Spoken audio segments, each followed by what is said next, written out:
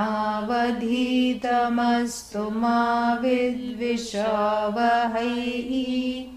Om Shanti Shanti Shanti. Om Namo Bhagavate Vaivasvataya Mrityave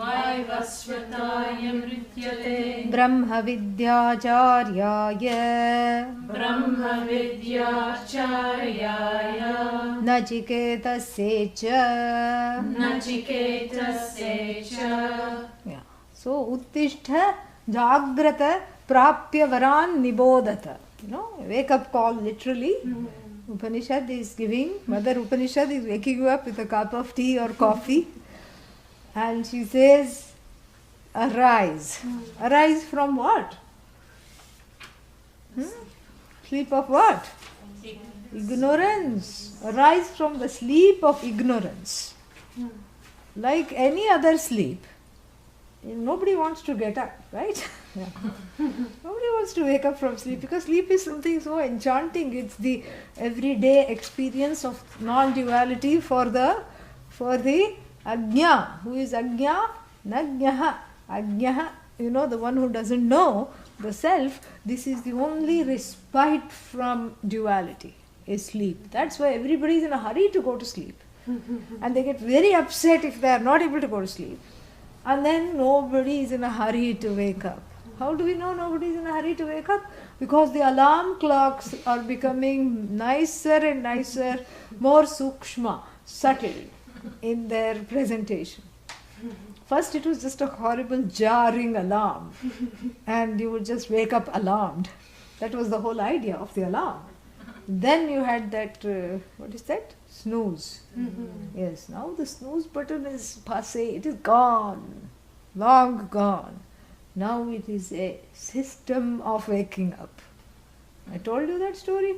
I went to some conference, and there I just checked into a hotel, and somebody knocked on the door. And then, this lady came in, very smooth voice and everything. I had already noticed that the hotel was funny looking. The room was funny in the sense that on the pillow was a note, good night, we love you, and all these kinds of things. I thought it was strange. Why will the hotel management we care about you, not love you. We care about your sleep.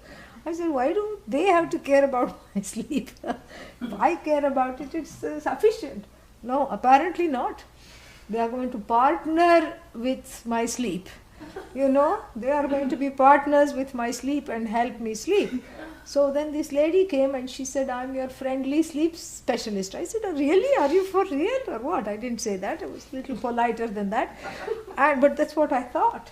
And then she said, yes. And then she said that I'm going to give you a tutorial on how to sleep. I said, I've been managing all these years. I'm sure I'll manage tonight.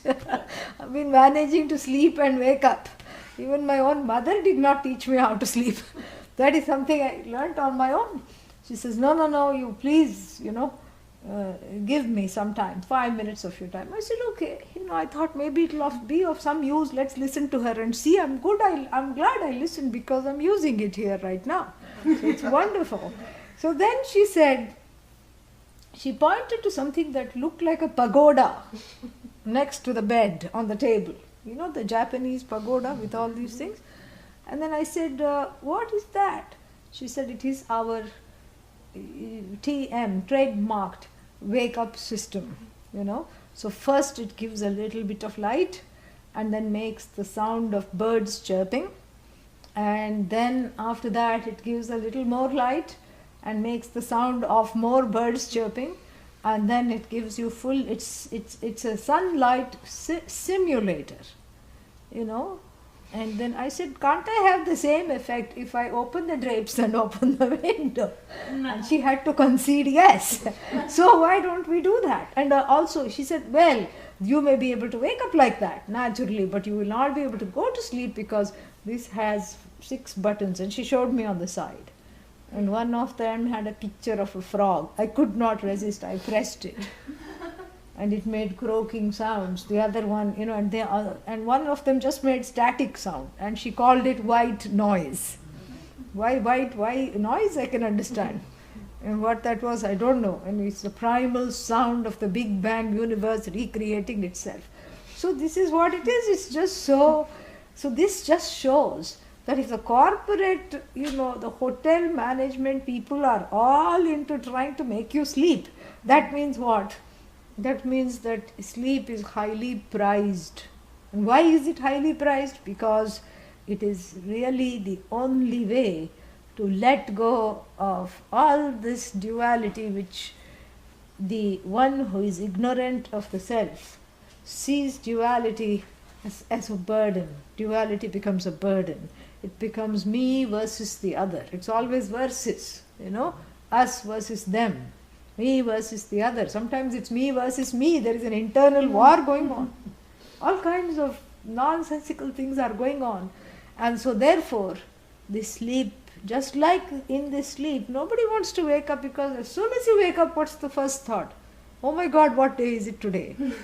I have to catch a plane, I have to wake up at 3:30 in the morning. That's the thought. Who wants to have that? Nobody wants to have that. And therefore what?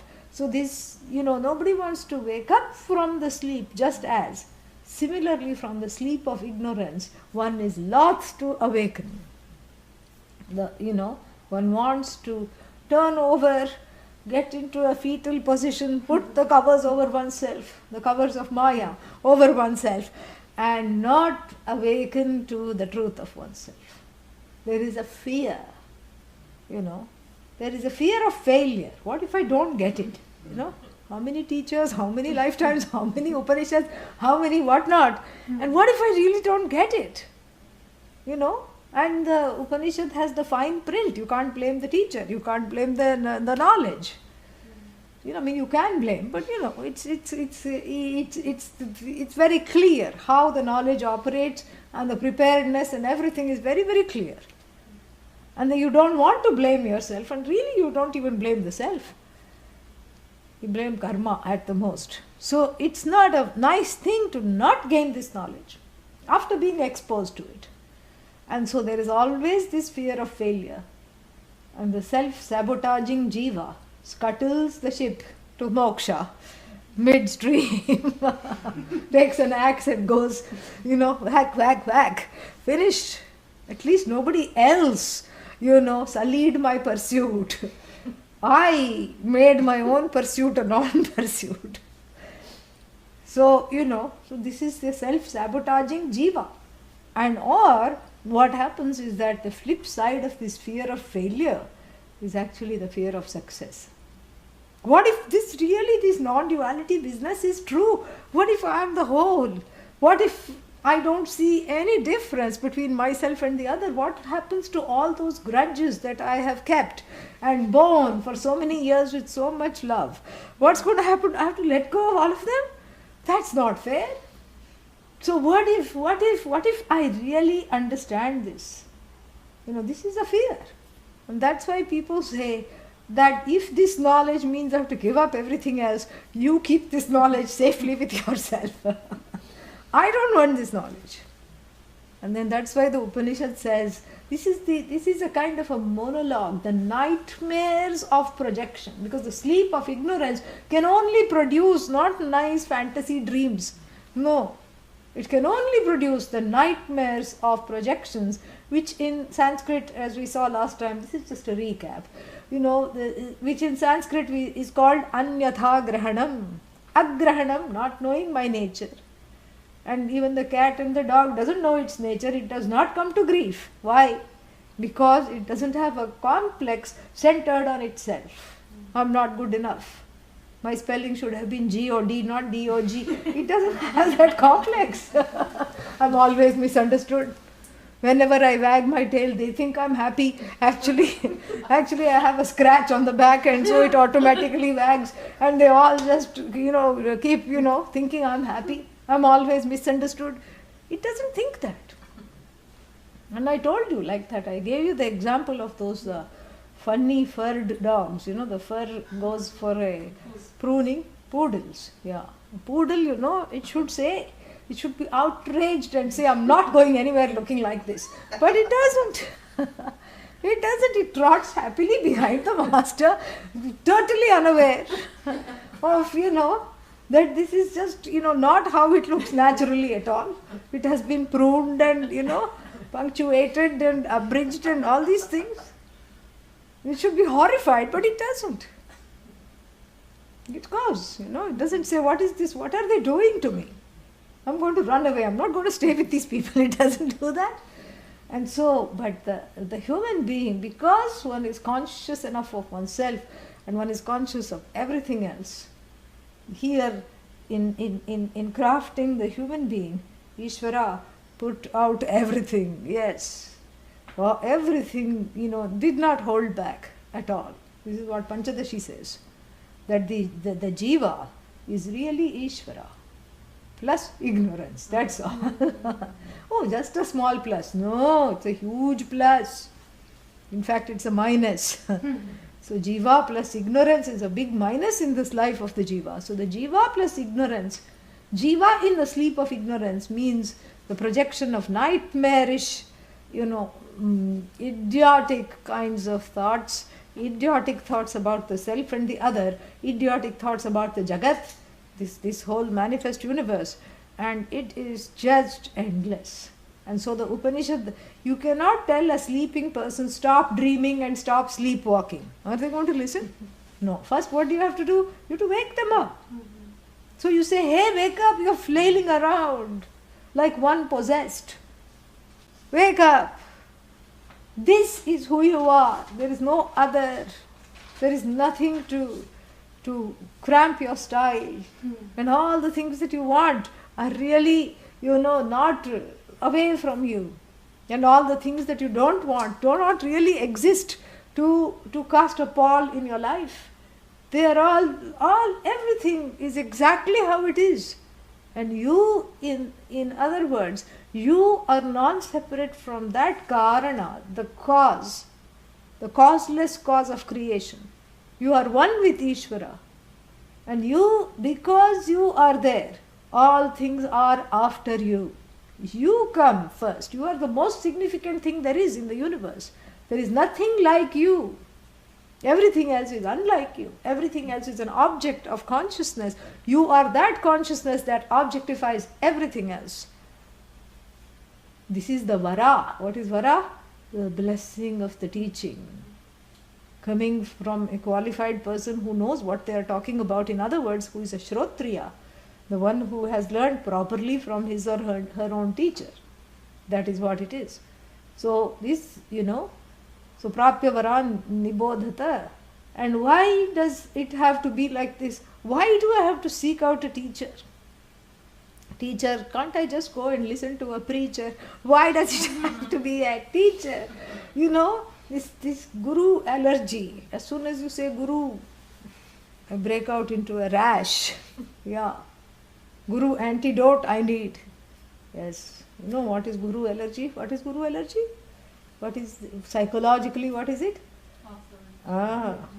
Authority issues. Unrecognized, unrequited, uninterrogated issues with authority. So the anger and the fear, that is natural whenever the parents disappoint. The parents are in the place of authority. So this young child cannot have what it wants. Or the parents are inconsistent, abusive. One day this, one day that. And they force the child to prove itself, no matter what they do. And ultimately they also did their best. But their best, unfortunately, is not good enough for this fellow, for this little one, who was thinking of them as Bhagavans. That's the first Bhagavan the child meets. The first Ishvara, the first manifestation of God the child meets is its own parents, because it is fascinated. These people can walk, they can talk, I can barely even flip over. They can do all these things. And then what happens? Slowly the child, they're not very truthful, are they? They say one thing but do something entirely something else. And so this is the rise of the formation of the unconscious between 0 to 5 years. This is what happens. All the things it keeps in the back of its mind, because the child doesn't have the brains and the psyche to deal with all these disappointments, fears, pains, sorrow, trauma, abuse, whatever it is. But it does develop mistrust. And then that mistrust is projected on the guru. Yes. So, and is of course projected on one's friends, projected on the unsuspecting significant other. It's projected everywhere, on one's partner, on one's children, but especially on someone that is in the place of giving the knowledge.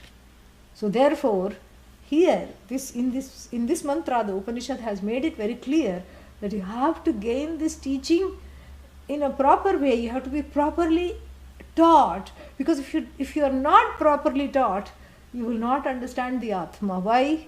Kshurasya dhara, is as fine as the edge of a sword. Meaning the wrong understanding is just going to cut you. It's dangerous to understand the Atma wrongly. Like you give this knowledge, I am akarta, I am not the doer. To whom? To one who is given to serial killings. Yes. What will happen? Oh, great, that's going to be my defense in the court. It's dangerous. And in fact, this very Upanishad in a couple of mantras is going to say, don't give this to an undeserving person. And so therefore, the preparation, the teacher, the teaching is a package deal. So the Upanishad comes through a package deal. Like the teacher becomes the tour guide of the Upanishad that comes for free. Yes, because you're not able to interpret the sights and the sounds. You're in a strange country. And the tour guide comes for free. You're on the Upanishad tour, Atma tour. And and the bus says on the side, Atma, one side Brahman, it says, and you are sitting in it. And you want to find out where? And the tour guide, which is the driver and the guru, what do? They say, not out, in. Then why am I on this tour? Well, you had to come along, because you didn't know better. That is what you do. And so, therefore, Kshurasya dhara means it's like the edge of a sword, a razor. And then what? Nishitha, not just a blunt edge, sharpened, tikshnikrita, sharpened edge of the sword. Duratyaya, durgam pathaha, kavayo vadanti, and the wise ones lament, this is not for the faint of heart. Don't log out, okay? Yeah, stay till the end of the class. This is not for the faint of heart. This is for someone courageous. Go back to Nachiketa when he met Lord Yama. What did he say? He said to himself a few words, And let me recall for you what he said. Bahunamemi prathamaha, bahunamemi madhyamaha. Means, I'm not a bad fellow, he said. Out of many people, I will excel. And out of many others, I may come next to them. So I may be either first or second. Meaning what? He has a good dollop of self-esteem. He's not saying, I'm an idiot and I want somebody to come and rescue me from this filth of samsara. Where are you? I want help. I'm drowning. But it's only ankle deep water. How can you be drowning? Get out. No, I want to be lifted out. This is what is called a spiritual romanticism, or a feeling like a victim. All this comes from low self-esteem. So already that preparation where the self-esteem is in place, this is why it is a durgama, means it is difficult, because you need self-esteem, you need patience, one needs shamadama, a kind of a resolved mind, a non-reactive mind. All these things one needs. So one has to be busy, collecting the qualifications. 9/10 preparation, 1/10 knowledge, really speaking. So the whole life is given to this readiness, to attain the readiness for this teaching. And then what? Durgam patha means Panthanam, this is a difficult road. A road littered with pebbles, stones and occasional landslides. Why? Not because it's a difficult road to traverse. In fact, there is no road. You are the road. You are the goad that is making you go on the road. You are the destination. You are the seeker. You are the sought. The road is as though, just to give this metaphor of someone on a solitary journey of seeking the self. So here the road is called difficult, not because it is, it's always awaiting an avalanche. No. The road is called difficult because the object to be quote unquote known, seen, is who? You. It's the subtlest of the subtlest. It's grosser than the grossest, subtler than the subtlest. This Upanishad herself said that earlier. And so therefore what? If it is subtler than the subtlest, then, that means that I'm looking in the wrong place. Wherever I look, I'm looking in the wrong place. Correct? So therefore it says it is sukshma. Sukshmatvat, it is durgama. Durgamatvam is because of sukshmatvam. Sukshmatvam means the subtlety of the matter makes one miss it very easily. Yes, I know I am the Atma, but how to find it? These are the questions people have after class. I'm telling them before class or during class, so in the hope that I won't have them after the class. I know I'm the Atma, but how to find it? I know I'm the Atma, but where to look for it?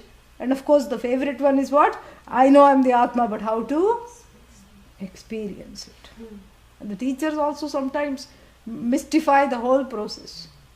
They will say, it's a special experience, only meant for special people. Who is a special person? The one who needs a specialist. Really. Yeah, what special person? What is this? And what is this special experience? If Atma is a special experience for the choice select few once in a while to be had, then what happens? It becomes limited in time, because there is a time where the Atma experience is and there is a time where it's not. There is a place where it is, in some minds it is and in some minds it's not, and occasionally it comes and goes. If Atma comes and goes, then it is not Nitya, it is not eternal, it is not limitless, it is not timeless. It becomes just like ice cream experience. It becomes bound by time, bound by object, bound by space. It has the threefold limitations that everything in the universe has, except the one who says that, which is yourself. So Atma cannot be a special experience that only special people have, or I have to become special in order to get it. No. In fact, even when you're having a rotten experience, it's that Atma alone. Yeah. Sad Atma. Atma, yes. It's Atma, it is still Atma. Happy, this is Atma. Atma that is upholding the sadness, which is upholding the happiness, connected to a contact high outside of you, without being either up or down. That Atma alone. So even that which is upholding your anger, your tears, one's depression, one's fears, is that Atma which is free of that. But how mean of this Atma? Why does it have to uphold all this? Because it is not opposed to it. Anyatra dharmat, anyatra adharmat. See, I have also started to sum up just because we are approaching the end of the chapter. That which is beyond the right and the wrong, beyond the past and the future, present included, beyond the categories of, good or bad, beyond the categories of right or wrong, beyond all dualities, that which upholds or sustains the dualities without participating in them. Just like when the sun shines, the sun shines on this fellow, Or right now the sun is shining on a group of us studying the Kathopanishad, right? Sun is shining. And then let's say another group of fellows in the next, block are planning a bank robbery, right? Does the sun stop shining? Oh, they're doing a bad activity. I should not shine. All the shine I'll give it to these people who are studying Gita, who are studying Kathopanishad. Does the sun do that? No. In fact, the shining of the sun, even though the verb to shine is a verb, is an action. It denotes an action. It's not an action where the sun is concerned, because all that the sun does is shine. So really it's not an action. It is its nature. So too the Atma shines the light on your ignorance. It shines the light on your knowledge. It shines the light on all experiences. It is that invariable truth of the thinker thought and the process of thinking. Knower known knowledge. It is that invariable truth that gives rise, that upholds and sustains all cognitions. It upholds and sustains the one who has the aha moment and the cognizer. Aha, I know. What do you know? Well, I don't know what it is, but I know something. Something shifted, something changed. I think I know. This is what it is. That which is not an object. And this is, we are sick of saying this again and again, but it is worth repeating it. We cannot be sick of saying it, because here is where one gets stuck. Because one is looking for a special experience. God experience, divine experience, celestial experience. Celestial is only tea. There is one tea called celestial, what is that? Season, something like that. There is one tea. That's all it is. Not eternity, eternity is not in a moment. I mean, it's not something that can be, that's a content of a thought. It's you. It's you. You, now, I, now am. That's eternity. Now are you sad? Say no, come on. No. Oblige me. Now? No. How about now? No. Now. No, at least now. No? Even if you said yes, what would I say? That was then, this is now. Because this now, when you said yes, became then, immediately. So you will never be sad in the now. And that now is free of time. That now is timeless. That now is you. You are now.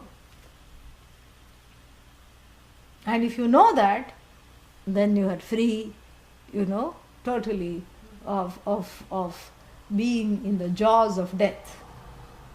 And why does Lord Yama says that? Because he is those jaws. Yeah. He is the very jaws we are talking about. So he has a morbid sense of humor, quite appropriately, and he just brings in himself all the time. And he is going to say, Mrityu Mukhat Pramuchyate. He is going to say this. Mrityu Mukhat means out of the jaws of death, my own jaws, they are freed. And in another place, he's so clever, he's very clever with words, Lord Yama. And in another place, he says, they themselves deliver themselves repeatedly into my net. Yeah. I just spread my net and wait.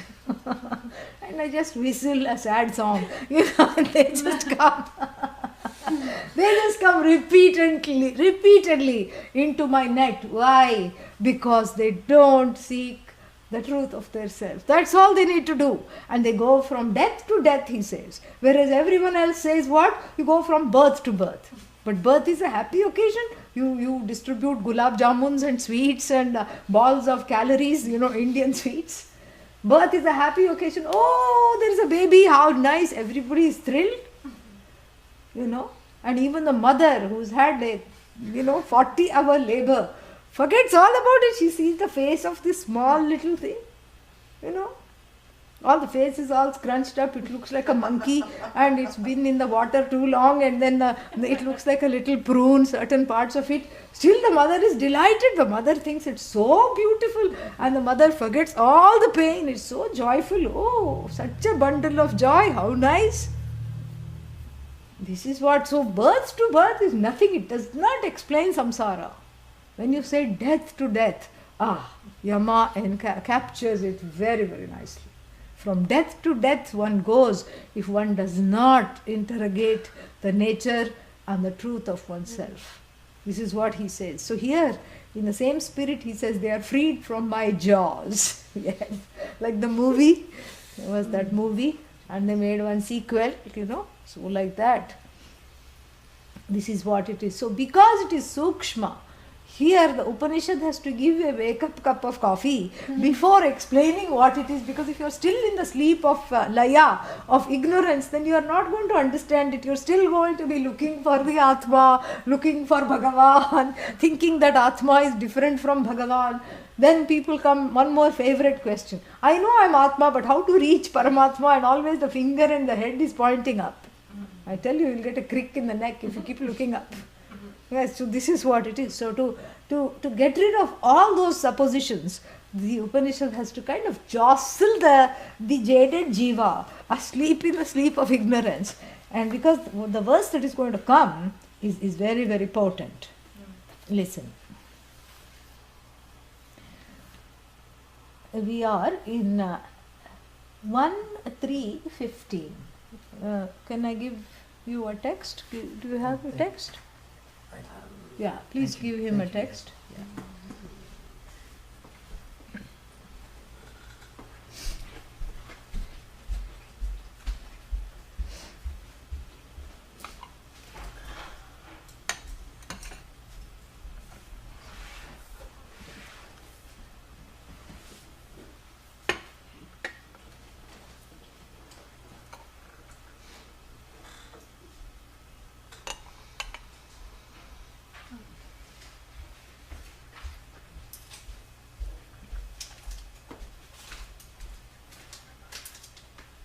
Ashabdamasparshamarupamayam Ashabdamasparshamarupamayam Tadharasam nityamagandhavachayat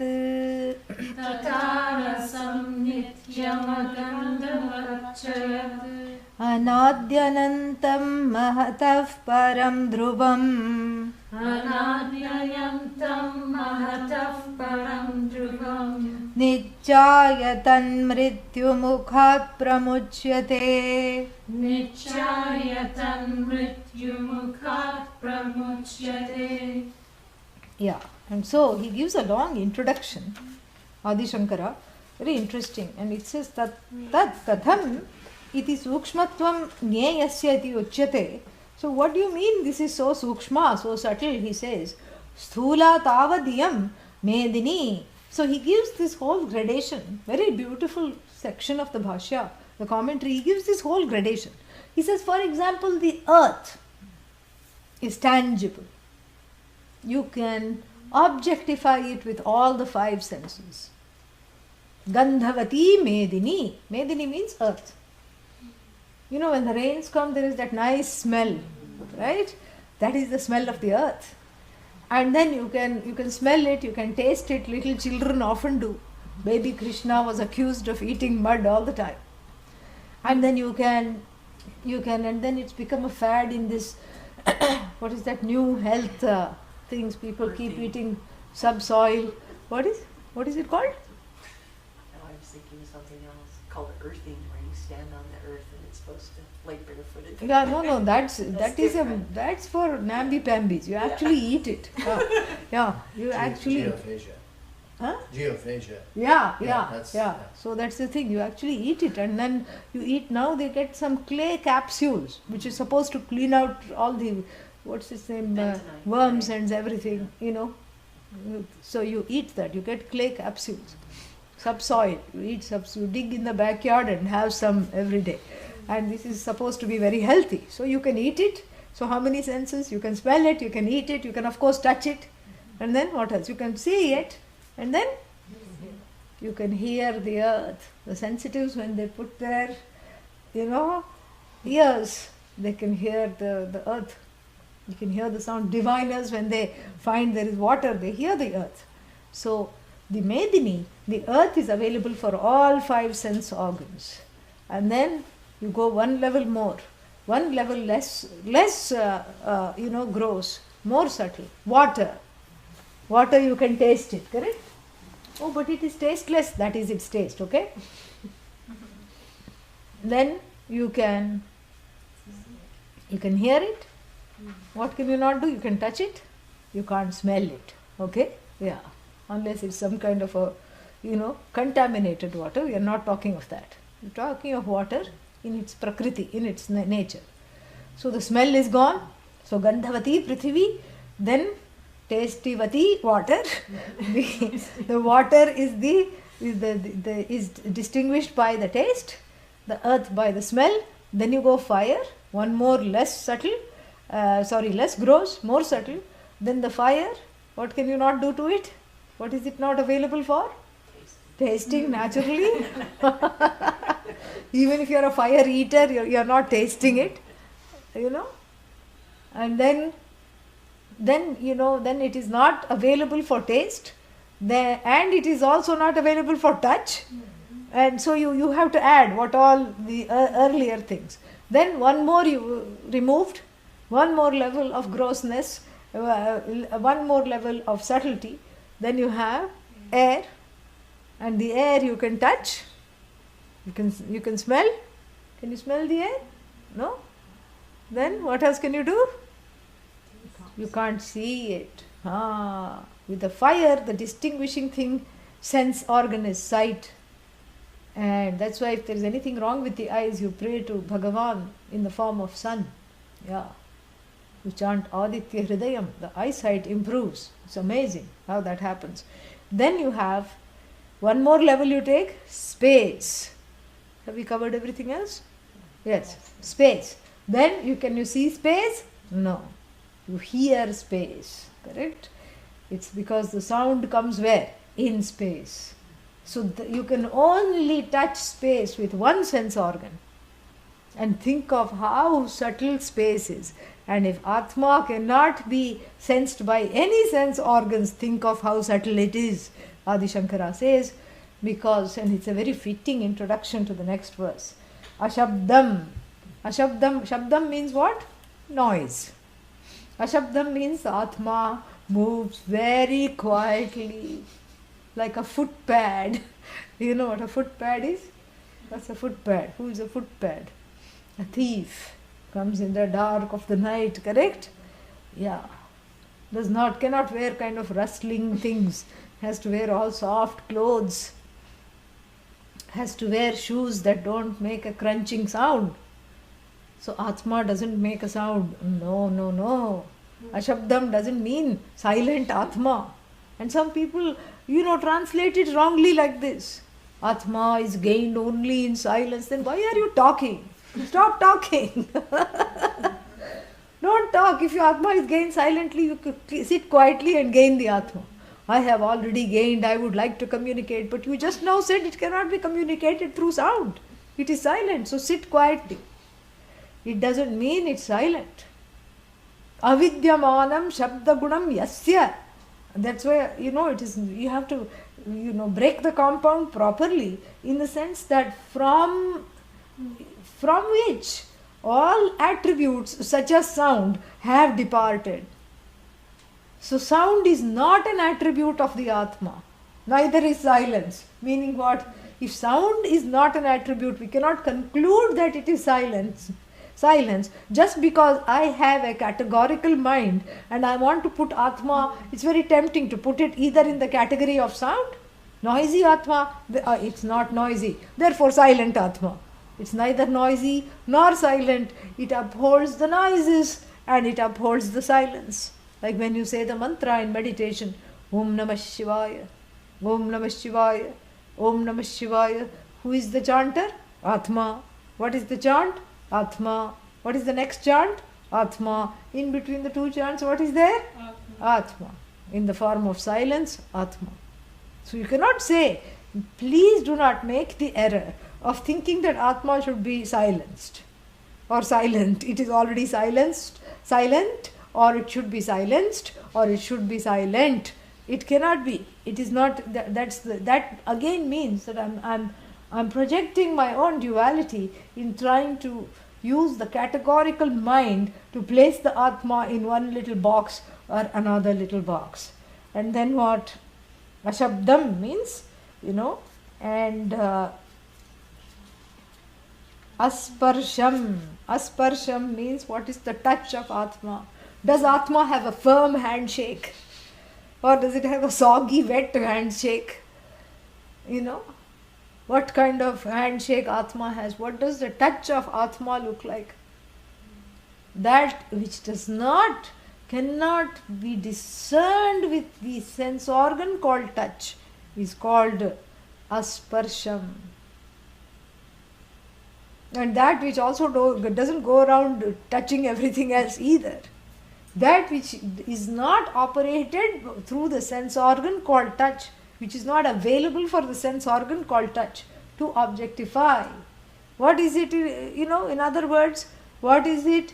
It is that because of which all touching happens because of the presence of Atma, itself cannot be touched. Why? Because it's the nature of the one who touches everything else. Atma upholds the sense organ of touch. Atma morphs into the toucher and the touched without being either the touched or the toucher. That's what it is.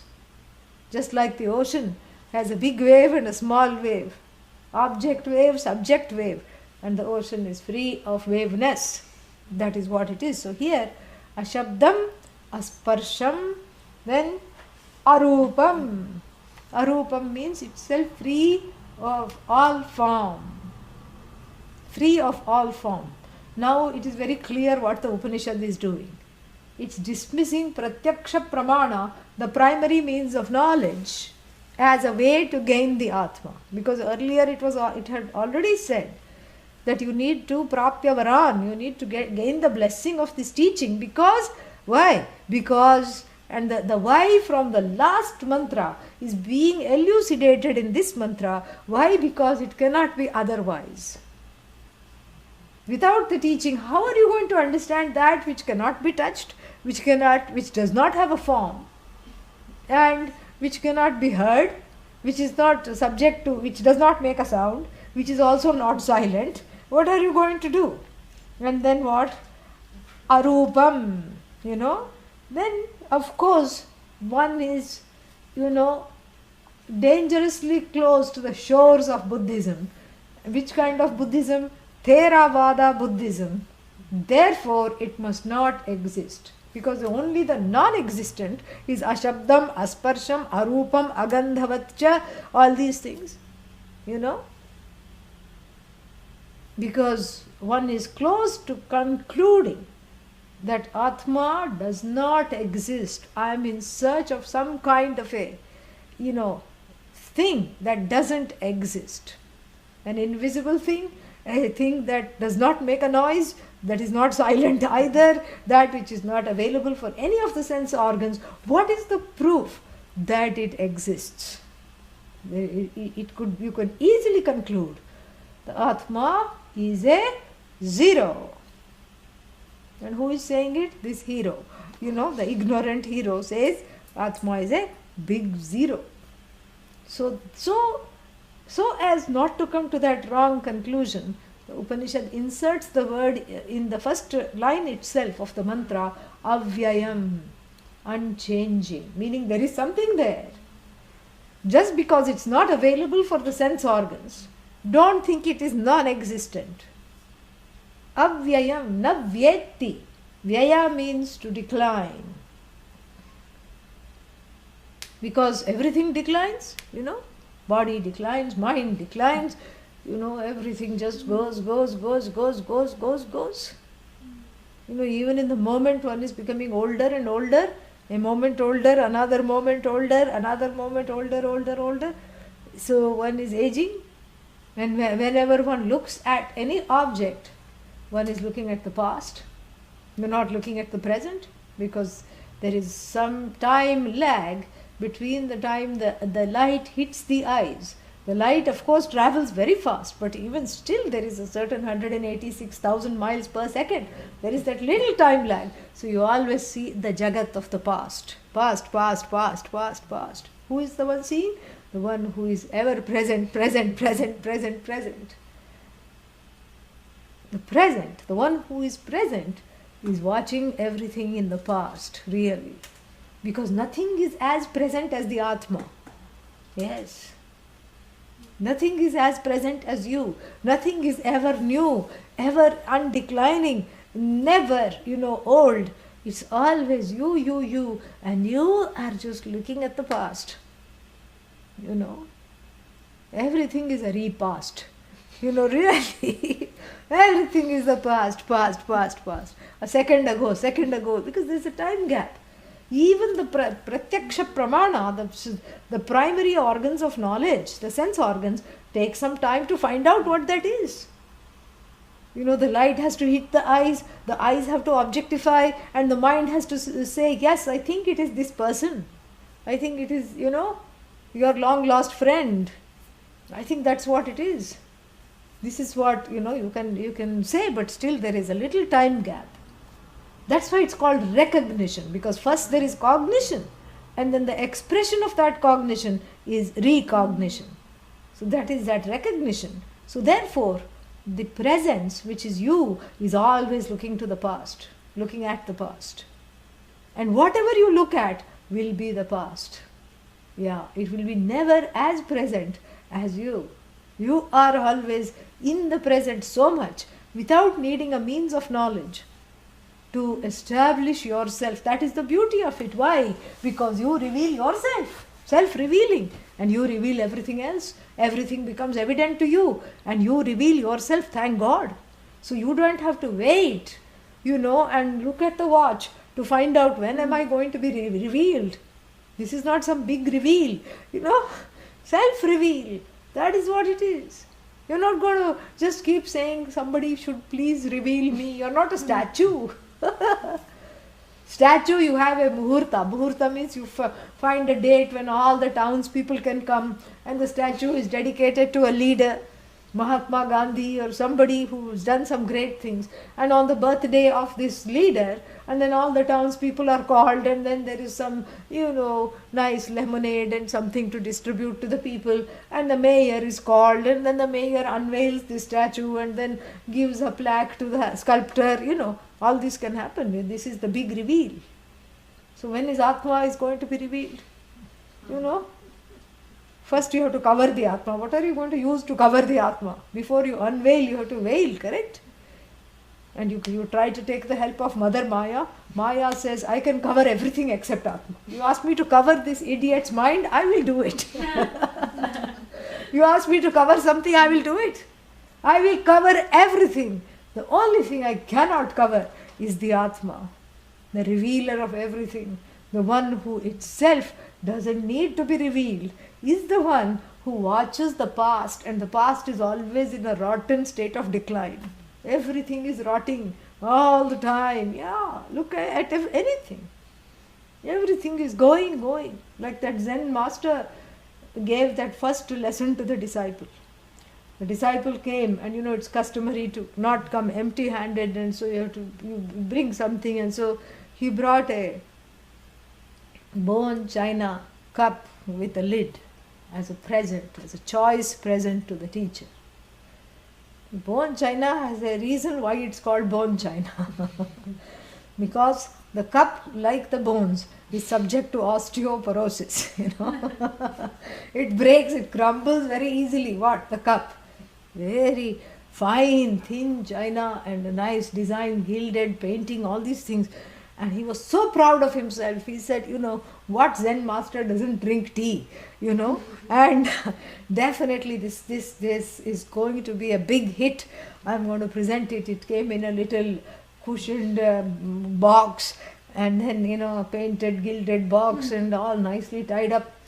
And then he presented it. He was so proud of himself, so happy. And the teacher opened it and looked at it, and he said, oh, my dear fellow, is this a gift for me? Yes, master. Do you like it? Do you like it? He was in his mind thinking. And the teacher said, "My dear fellow, it appears to be broken." He said, "What? I'm going to catch hold of that shopkeeper and box his ear. How could it be broken?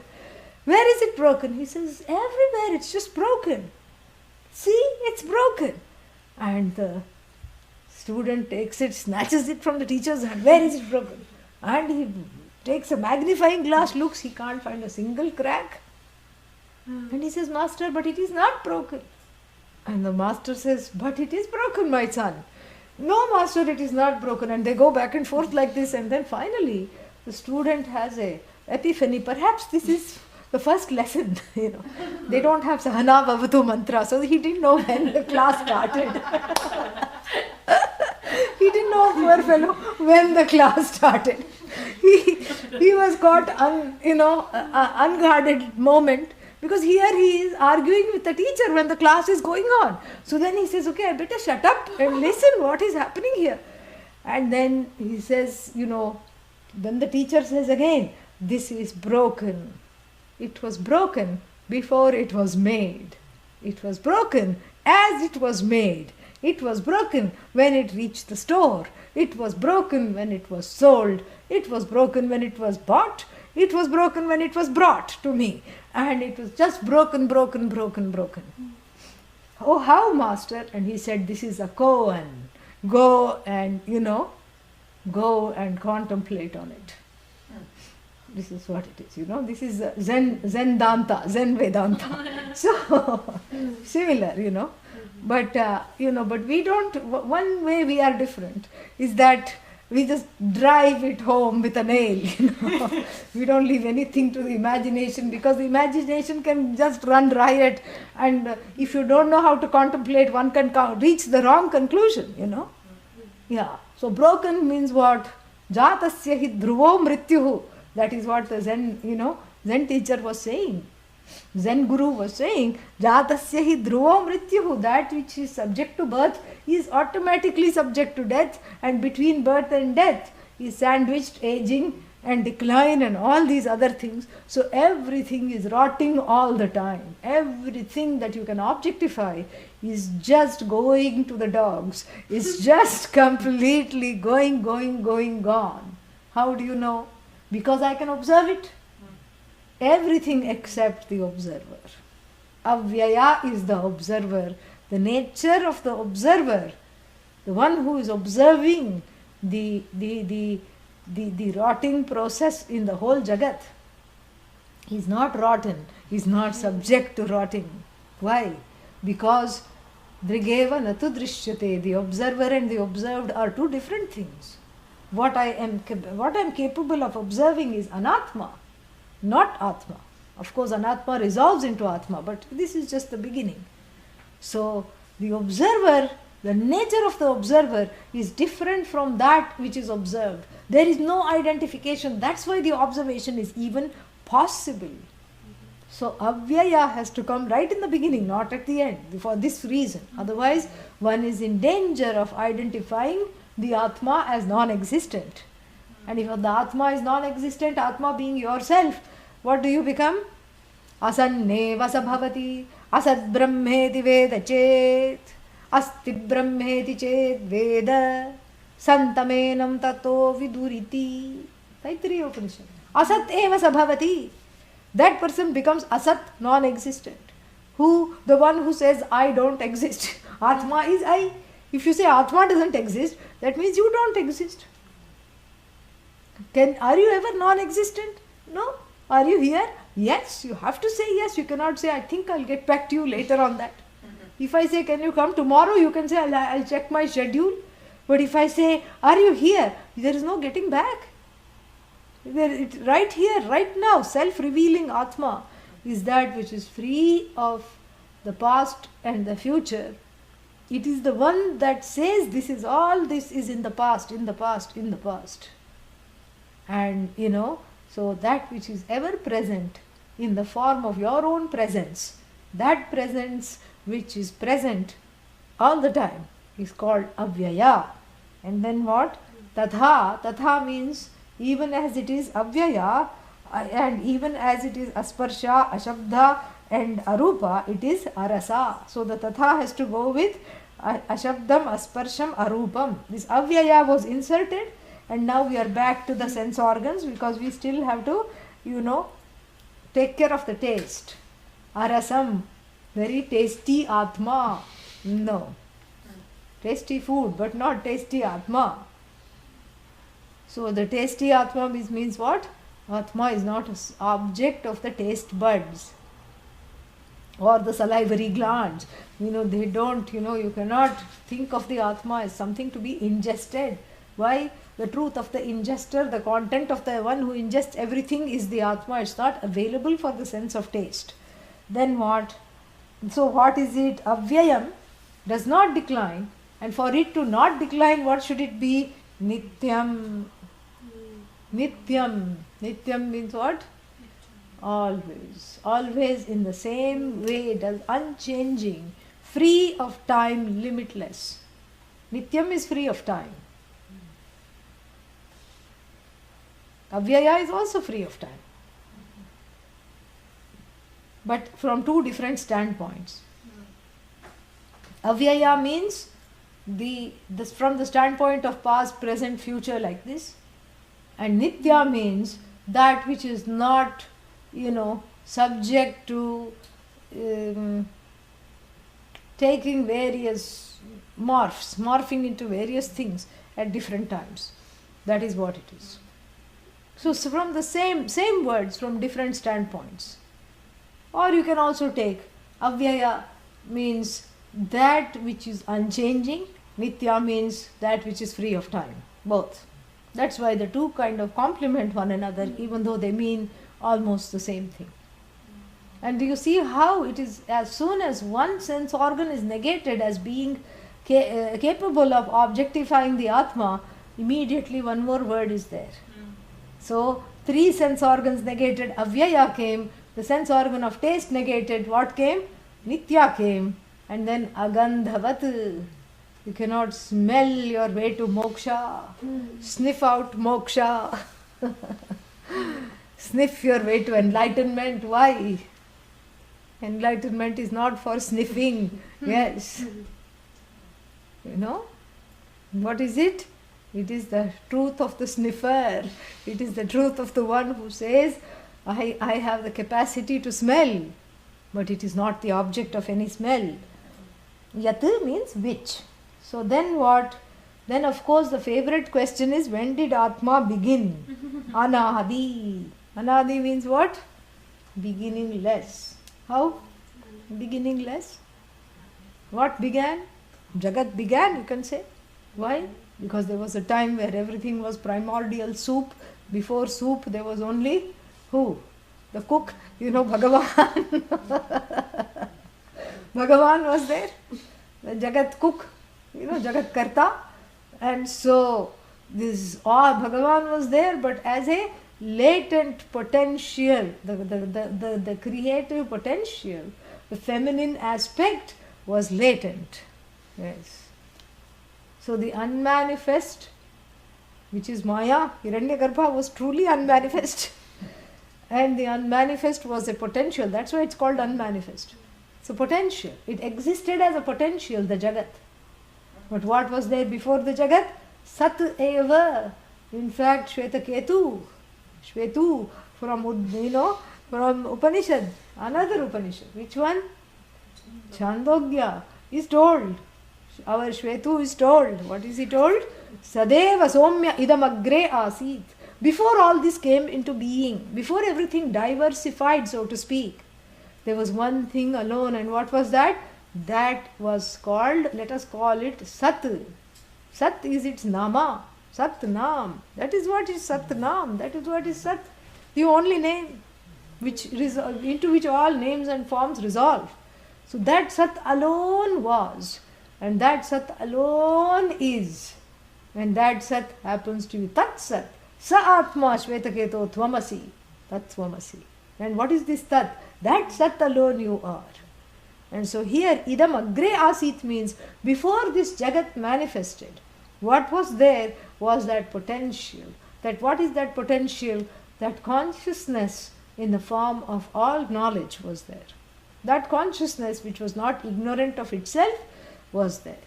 So this consciousness, with the help of itself, really created this entire universe, not just created and separated itself from it, nay, it entered the very creation. It is in fact found in every aspect of the creation. There is no aspect of the creation that is bereft of Bhagavan. Everything is it alone. It is not, however, any one thing. Nameless, formless, always Nitya, Avyaya. But every single thing that has name and form also has the presence of that. You know, flower comes, flower goes, right? Flower becomes, we saw last weekend, what does it become? Compost.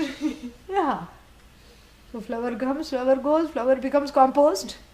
But then what remains is that Sat. So this is actually not flower. This is Sat plus flower. Flower comes and goes. Flower is like makeup on Sat. Lipstick, lipstick because various colors. So, Sat with yellow makeup and lipstick. Flower. Sat with red lipstick, rose, red rose. Like this, so many flowers, so many colors. This is just Sat with a lot of embellishment. And so that's what it is. So the embellishment happens to be called Nama and Rupa. Name and form are the embellishments for that nameless, formless Sat, that nameless, formless existence. Therefore, when I say what is this, you say flower. Flower is. That is Sat. Sat means is. But all other ises that we know are very quizzical. Quizzical. Why? Because they go before we know them. Oh, this is. Well, no, it isn't. This is. No. This must be it. No, this is also not it. This is it. No, that is not it. So where is the real thing? What is the real thing? Where is it? What is that? What is that is? That is, without all the makeup in the form of the name and forms of all the items in this universe, is that is alone. And that is resolves into I. The first letter of is I. That is I alone. I am the only thing that is, which never becomes isn't. All is nots resolve into the final is, which never is not. That is what is called Sat, and that is what is Anadi, without a beginning. So if it's without a beginning, when will it come to an end? Like this class, this never-ending class. Ananta, never comes to an end, like even this class. I'm going to take a few minutes. So, Anadi and Ananta, two go together, because it doesn't have a beginning. Definitely it's not going to come to an end. When the Jagat is tired of itself, the Jagat resolves into Bhagavan, and Bhagavan also resolves into the Jagat, correct? Anyonya Ashraya. No. Jagat resolves into that knowledge called Bhagavan, which is really you. Bhagavan does not and cannot resolve into the Jagat. So this is what it is, because the Jagat is non-separate from Bhagavan. Bhagavan is, even if Jagat is not. So therefore, Anadi Anantam Mahataha Param Dhruvam. Yeah. I'll take it in more detail later, but just to translate it. Mahataha Param means higher or more real than the creative potential to manifest. Yeah, because one goes and gets stuck on Maya. Oh Maya, what is your Kaya? Kaya means body. What is the nature of your Kaya? Oh Maya. There is one song like that. So Maya, show me your Kaya. So this is what it is. So one gets stuck on Maya. But here Maya means what? Maya is also under the, wielded by Bhagavan. Yeah. So Maya is not the absolute cause of the universe. It's the relative cause. The one who tells Maya what to do without coming under its spell is Bhagavan. So that is Mahataha Param. Dhruvam means the only thing you can bank on. Everything else, you cannot bank on. It will Even, it will give way. Everything that you bank on gives way. Parents, children, spouse, house, everything. Computer, mouse, everything, gives way. Except this thing which is dhruva. Dhruva means so certain that you can bank on it and you will never be misled. You will not be disappointed. And then what? Nichaya. Nichaya means having discerned, having gained the knowledge. Definitely, the word ni, the prefix ni gives that sense of definitely gaining this knowledge. What happens? Tat means that fellow, mrityumukhat pramuchyate, tat mrityumukhat pramuchyate. So tat means nichaya tat. Yeah, tat goes with atma. Pramuchyate, that fellow, the person, mrityumukhat, is freed from my jaws. Otherwise, I just take a bite out of this fellow's ankle, and he is in the jailhouse of samsara, a big ankle shackle in the form of repeated death to death. And he has a bracelet. I can monitor him. I know exactly where this fellow is, and I know how to recall him. Finished? He is impounded for life after life after life. And here, knowing this is the secret to not coming in my jaws repeatedly.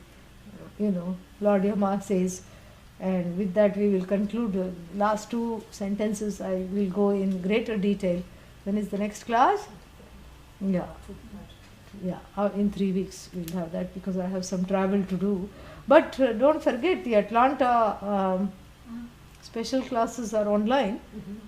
So we are having Bhagavatam, and we are having something else, I forgot.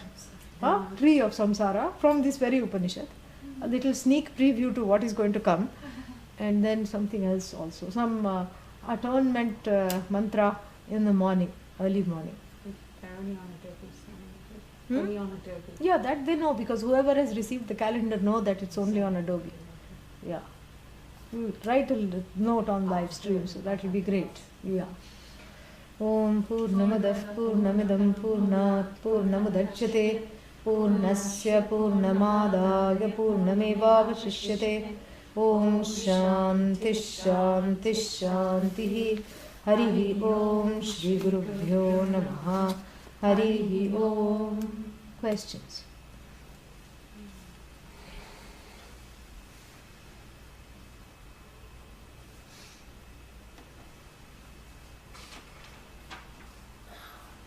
Any questions? No? Online?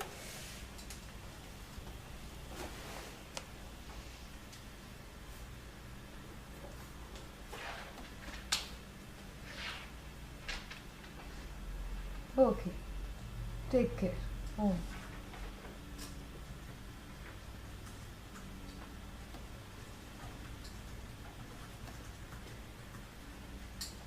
Where are you from? I live in Eugene. You live in Eugene? Yes. Wonderful. And I had studied a little bit with James Schwartz in Portland. Yeah. You know Lida? I don't know. You don't there know was many people there. There are many Yeah. people that are there. Yeah. Paul, do you know Paul? Yes. Yeah. Wonderful. Yeah. And someone had said that you were here in town, and so I did some research and found you on the internet. Wonderful. Very nice. What do you do? I work with computers, and so I'm very tired. I worked a very long day yesterday, so. You work from home, or do you work with a company? Work with a company. Oh, yeah. which one? Home improvements here in town. Oh, okay. So. Long day, but you listen very well. Very Thank you. impressive. Thank Yeah. you. Wonderful. Welcome. Thank you. And does anybody have a printed schedule of classes here right now? Can you print it out? I can print it. Yeah, please give him. Yes, I will. Thank you. And so that this is the next 3 months of classes, so you'll know how to log on. If you can just even log on from home, and some people do, and I'm going for about 10 days